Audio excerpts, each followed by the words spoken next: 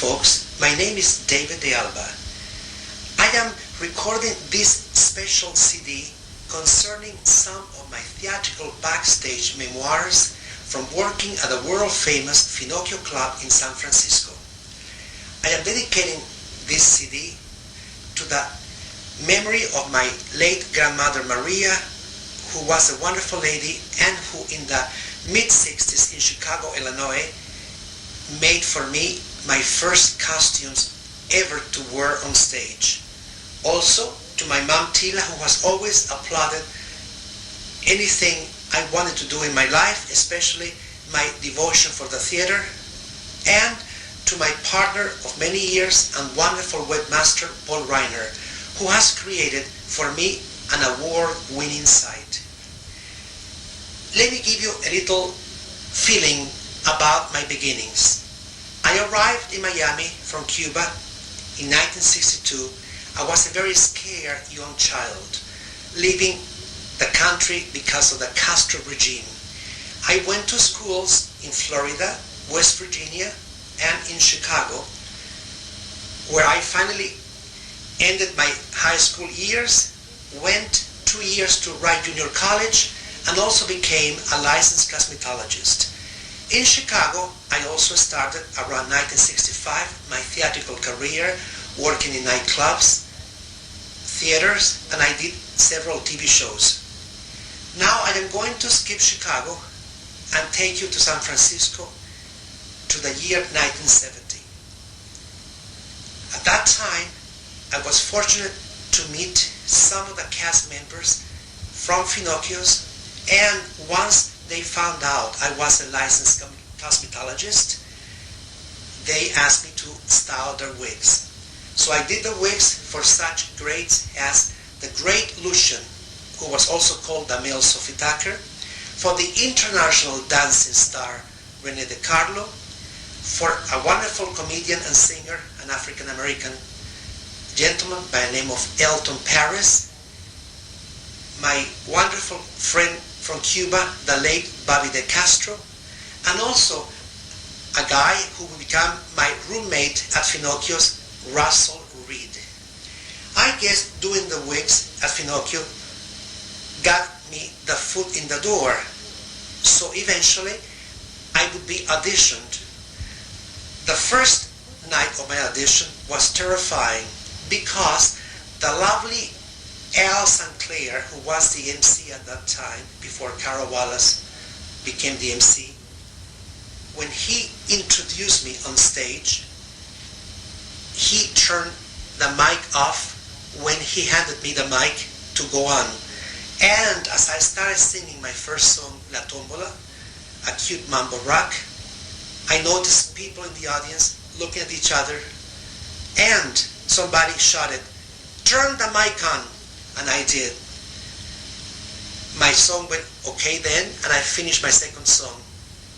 Needless to say, I did not make the audition that night, but a few weeks later, Mrs. Eve Finocchio, Joe Finocchio's second wife, called me and asked me to join her Finocchio cast.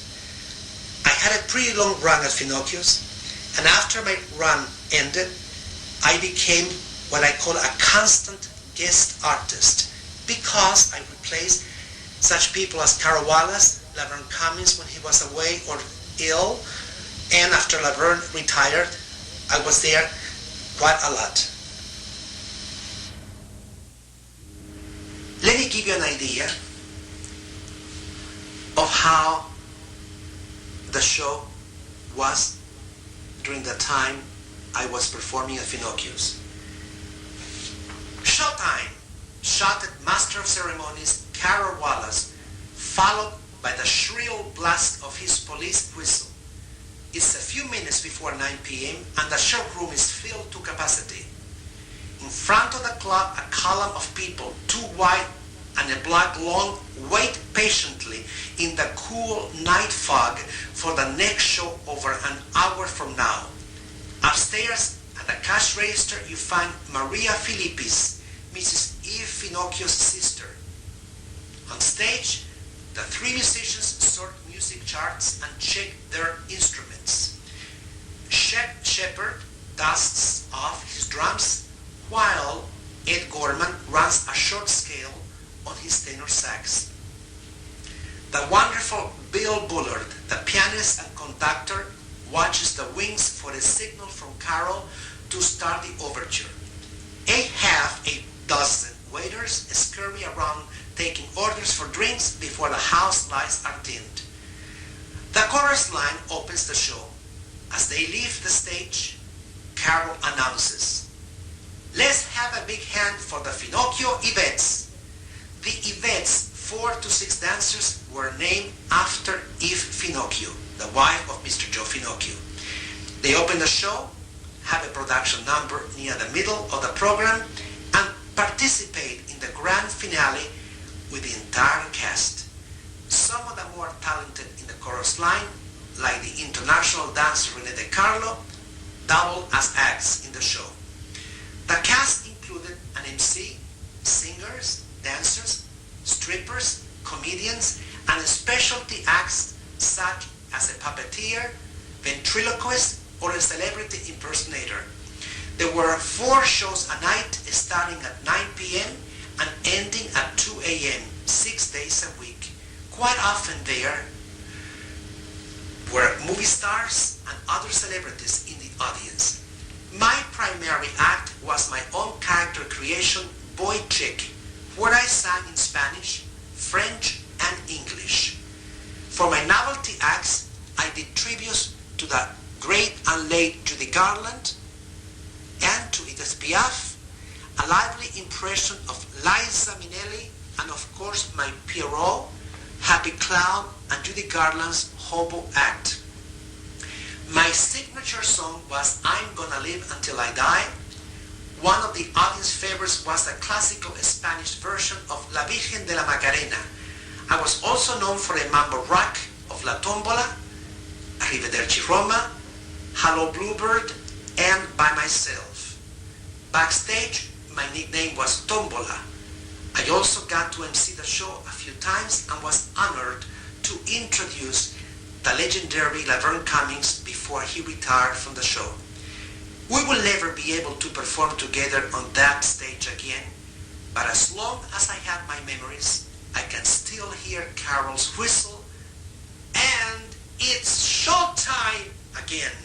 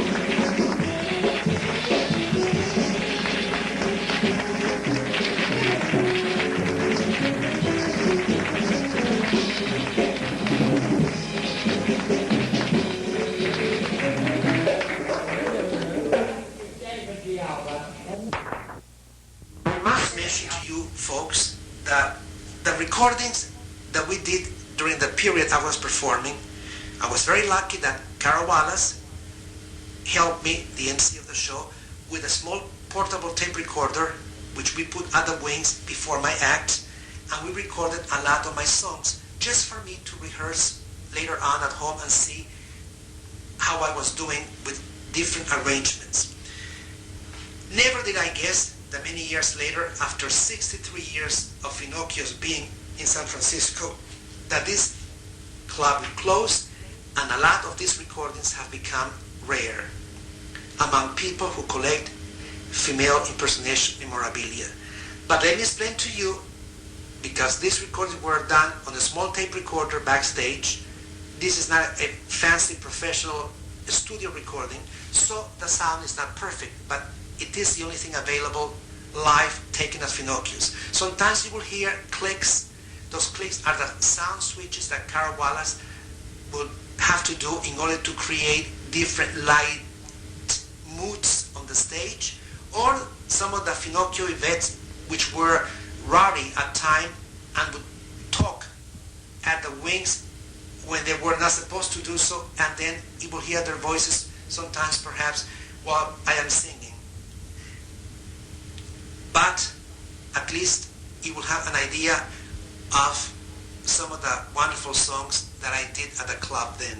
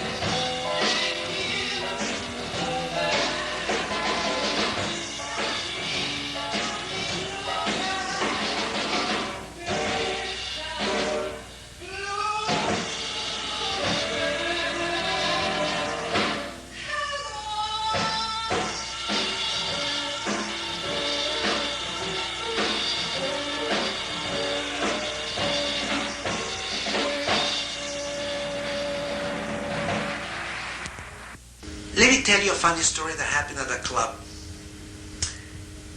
Carroll Wallace was terrified of mice and rats. And one day, somehow, backstage, when Carroll opened during one of the shows to get some fresh air, the exit door, a huge sewer who was pregnant, was coming along the steps on the side street from Finocchio's, and that big rat entered into the wings.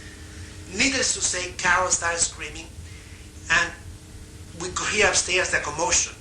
So Carroll ran to the front desk, which we were never supposed to go through the audience in costume and makeup while the show was on, and she started telling Maria, please Maria, have Joe Noble or somebody. Joe Noble was a choreographer at that time who also acted as host of the show and of the club, and he was in front of the club next to Maria, to come backstage near the wings and kill this rat with a broom.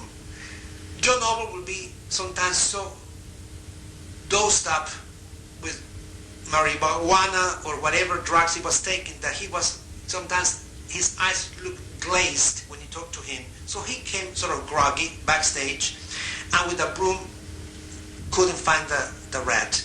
Meanwhile, upstairs, some of the vets heard Carroll screaming, and when they came downstairs to perform, they said to Carroll, Carroll, your cousin the rat came to visit you. We never found the rat. I guess having the exit door open, the rat must have left the club. But Carroll Wallace was terrified that night, and every night for a long time, he would be looking for rats or mice.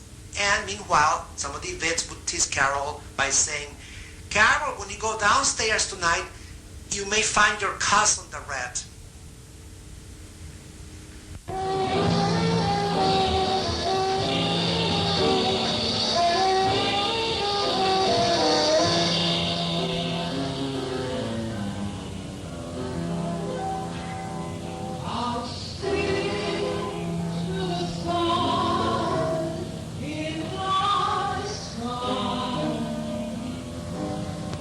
I'll sing till the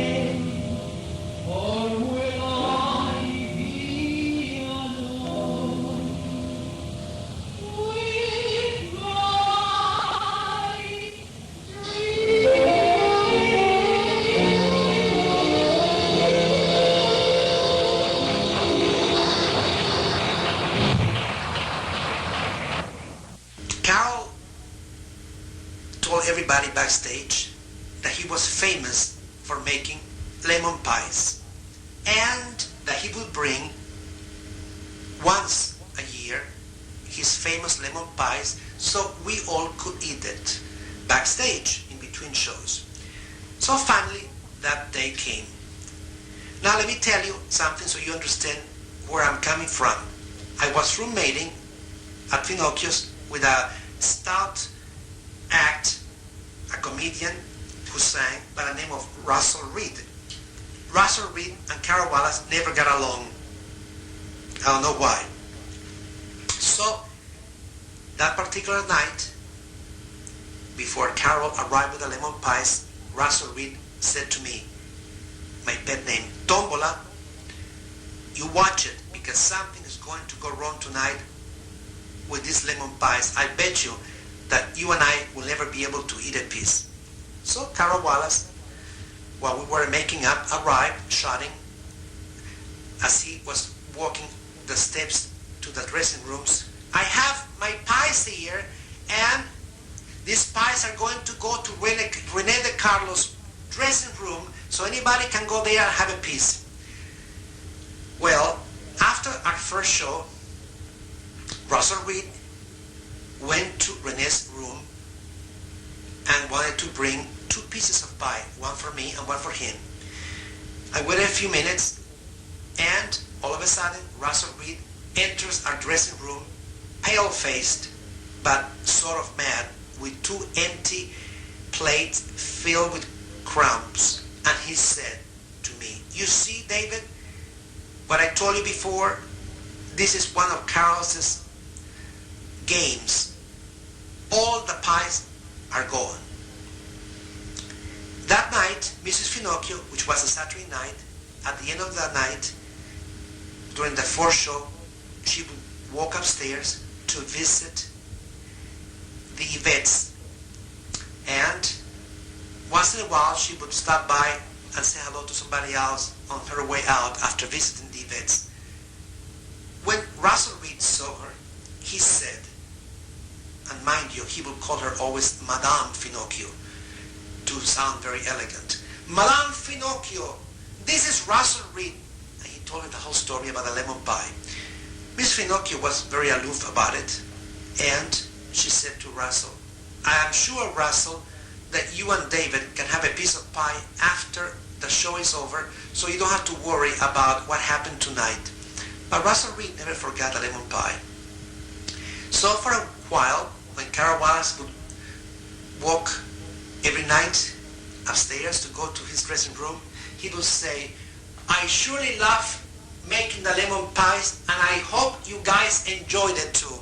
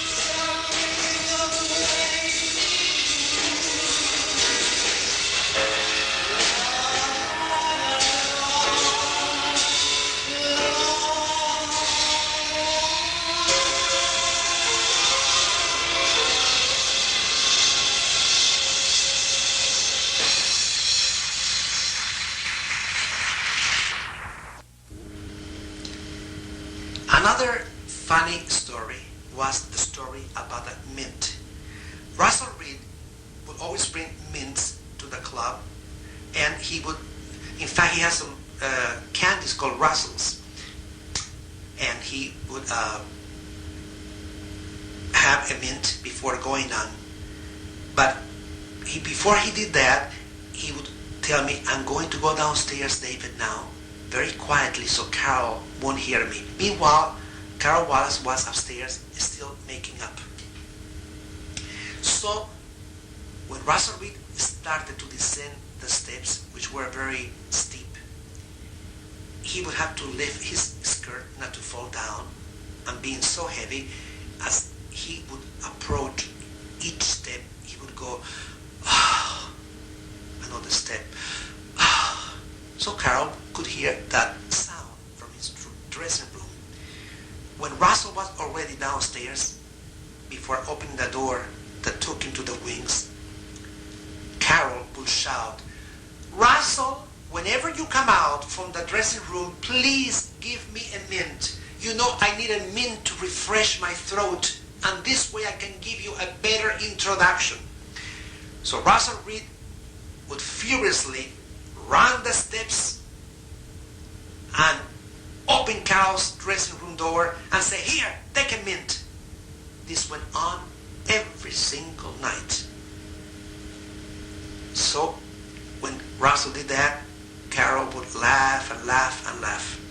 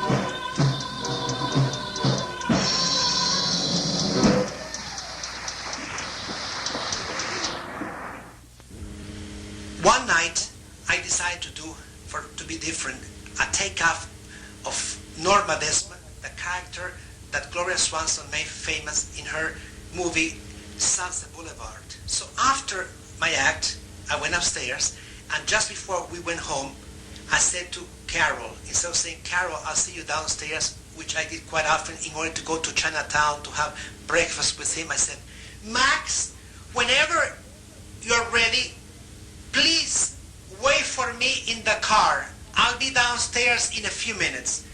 Well, needless to say, the Yvettes were roaring, laughing and laughing and laughing.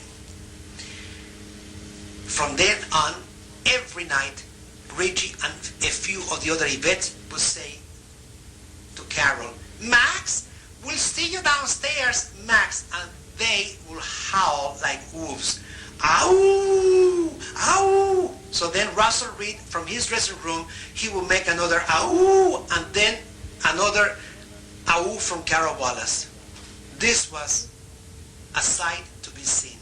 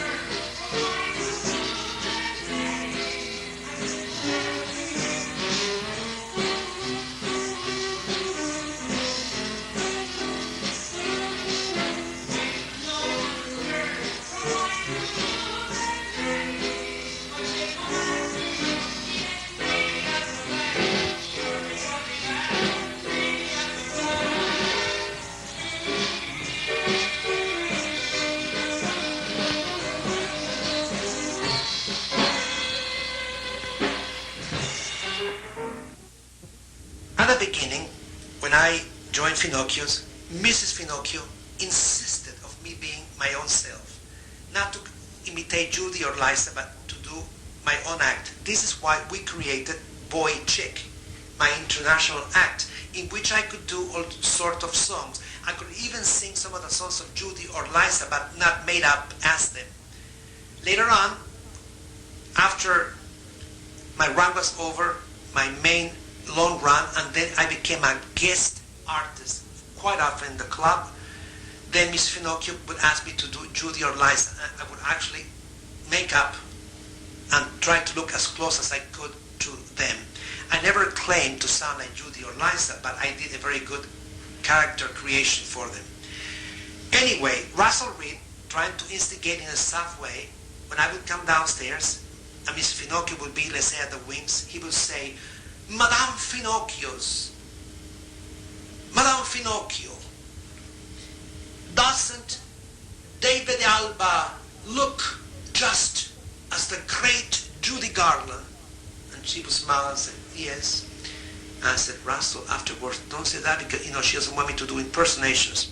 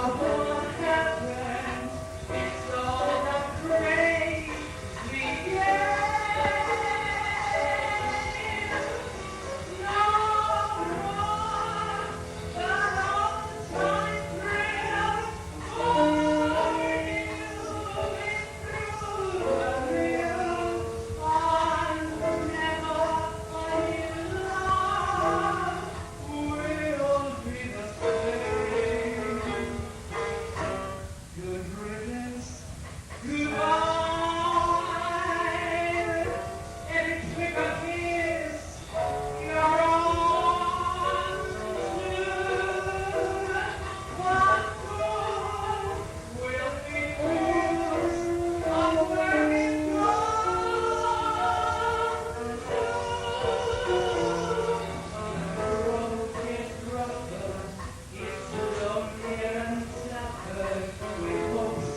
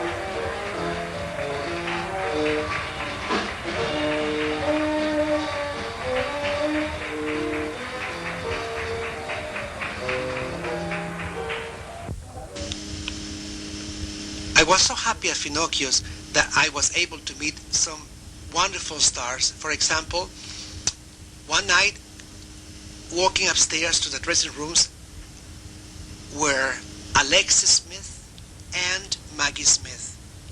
And I said hello to them, and I told Alexis I was going to see her show the following night at the Venetian Room at the Fairmont Hotel where she was playing. And I said to Maggie Smith, I loved her in the movie The Prime of Miss Jean Brodie. Then downstairs, while I was performing one night, the handsome and wonderful actor Richard Chamberlain was seated very near me.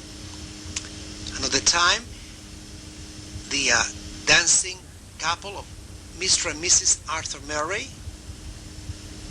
the wonderful Kentucky Fried Chicken, the Colonel, was there with his white suit, and another star from Mexico by the name of Tongolele. She was a wonderful dancer, and she was in many movies. But one star in particular that I still remember was the handsome baritone Sergio Franchi, who was playing that particular week at the Circle Star Theater in San Carlos, California, and he came to see our show. That particular night, when he was seated in front of me, I was singing Arrivederci Roma, another song that many people identify me with from my Finocchio days. And when I finished doing that song, he stood up in a very elegant manner, and he said with a charming Italian accent, "Bellissima, bellissima, you do this song better than I do. Please come to see me perform at the Circle Star. I'll let you in free." And of course the audience roared with applause.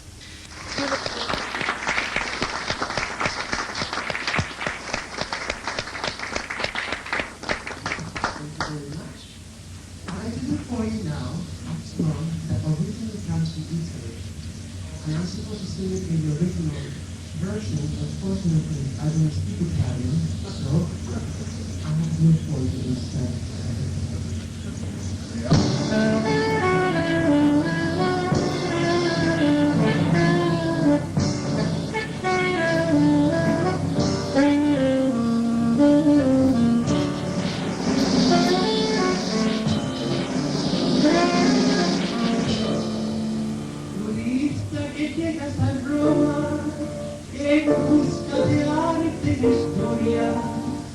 Con la corriente a parar la fuente de Trevi a probar su poder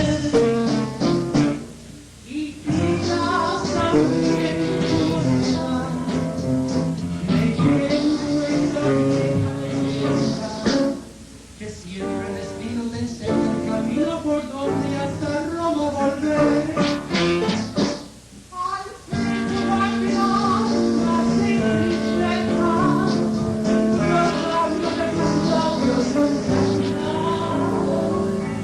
Arriba.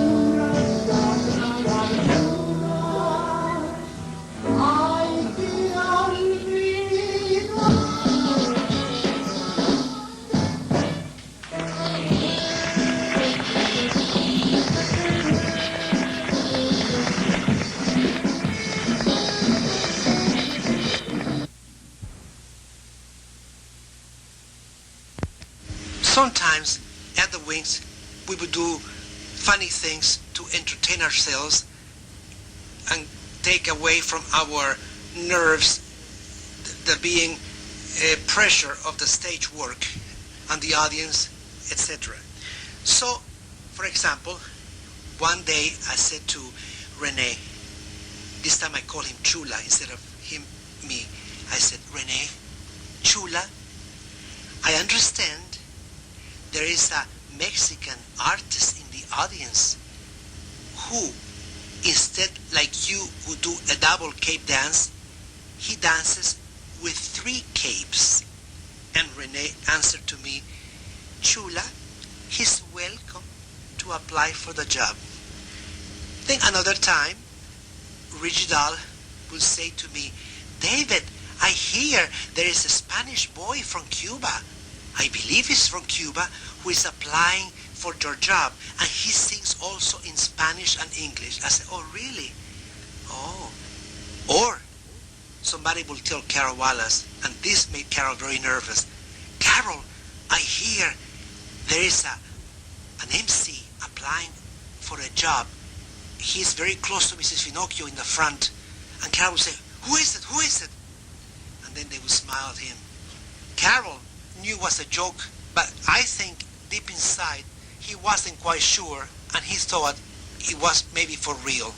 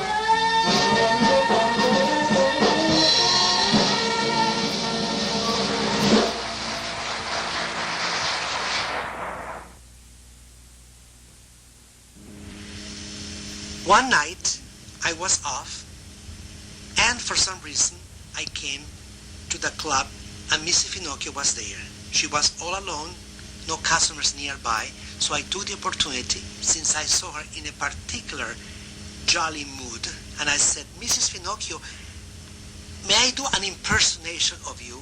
And she said, would you really?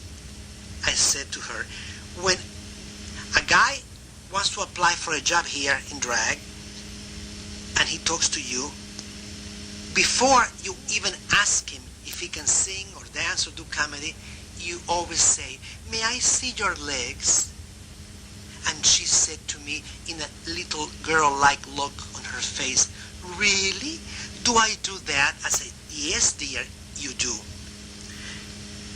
One thing I must give the Finocchios credit is that not only they employed older acts in their club, but their paychecks were always good. On Sunday we got paid. Their checks never bounced. They were as good as gold.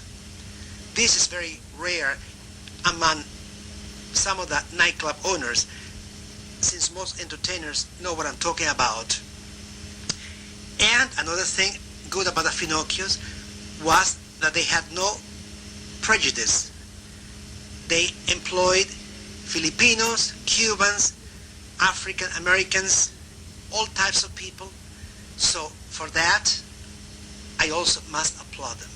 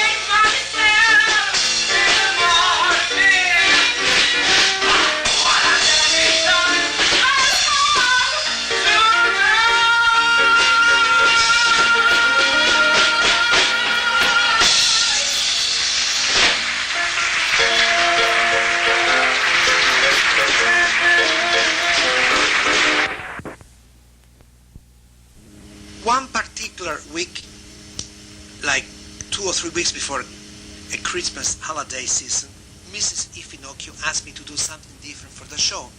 So I said to her I would. So I called Bill Bullard, and almost overnight he arranged for me the beautiful song, the Ave Maria of Schubert. I was supposed to break in that song on the first show, which was very difficult because at Finocchio's we used to have no rehearsal time, and the only time we could break any new songs was at the fourth show when the audience was very sparse. But this time I had to do it on the first show cold. So that night I decided to wear a beautiful white gown created for me by a wonderful dear friend and former Finocchio performer by the name of Robin Price. So I did the Ave Maria with a beautiful white gown.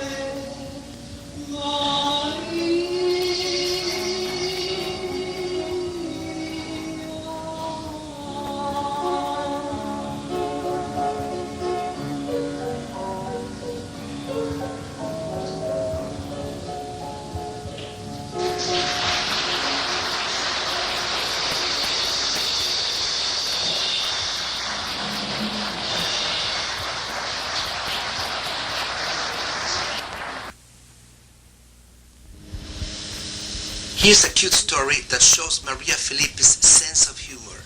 At the club, Carroll Wallace was told on our sound system to use number 3 for artists who sang with a strong voice, and on number 6 for artists who sang with a soft voice in order to give them better amplification. The night I was going to do a new song by the name of Never Will I Marry, Carol and I decided to put me in number 6 for a change, since I always was on number 3. To my dismay, I see Maria Felipe's behind the cash register, who inserted into each ear a long strip of toilet paper. It looked just like earrings. I tried to do a straight-face song without laughing because it was too funny to be true, but I got her message. After my act, I told Carol, we better go back to number 3.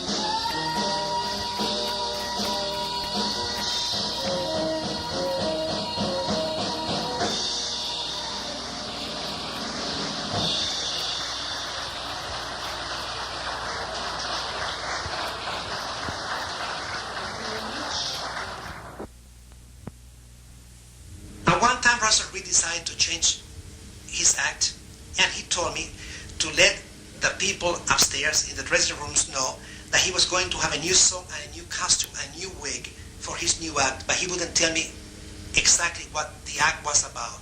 But the night he decided to break in the act, he asked me to have the vets come in and stand in front of his dressing room door so he could come out and show them how he looked like. When he did, I wasn't even allowed in that moment when he was getting dressed. He told me from the outside, now you can come in. He showed up dressed with a little girl's costume, like in the movie Whatever Happened to Baby Jane with Betty Davis, with curly cues like Shirley Temple, and a hat, and a little basket full of flowers. And he was supposed to sing the song Joshua, which I'll do a little piece for you. The vets, especially Reginald, started screaming. Russell was very upset. So he went downstairs and he started his act, and he told Carol, I need some special lighting to make me look soft like a little girl. And Carol Wallace gave me a funny look. He says, oh God, what is this place coming to? So Russell started singing, Joshua, Joshua, oh what a wonderful boy you are, you'll be pleased to know, you are my favorite boy. Something like that. After his act was over, that was on Saturday night, Mrs. Finocchio went upstairs to say hello to the vets, as she usually used to do, and she didn't say anything to Russell. So Russell said in a very loud voice, Madame Finocchio, on her way out from visiting the vets, Madame Finocchio, did you like my Joshua act? And Mrs. Finocchio mumbled a few words. I didn't understand what she said. But next day, Russell never did get to do the song anymore. Mind you, those musical charts were expensive to be made for piano, drums, and bass. I mean, piano, drums, and tenor sax. I used to have bass, but outside Finocchio's. I never had bass at Finocchio, at least during my time. And the costume and the new wig, so that cost money. So to rub into salt into the wound every night when Russell went upstairs, Carroll Wallace would sing a little bit of Joshua, Joshua, da da da ti da ta ti ta ta ta da ti ta ta, and Russell would be furious. And not long after that, Russell Reed was let go from the club. Anyway, ladies and gentlemen, there's many stories I could tell you, but instead of being a short story, would be probably a 3 or 4 CD set. So I must say goodbye for now. I want to thank you all for being part for a while of my Finocchio experience, and I hope you enjoyed listening to some of my anecdotes and to some of my songs. I wish you all the best. This is David de Alba, the Cuban legend, saying goodbye and God bless.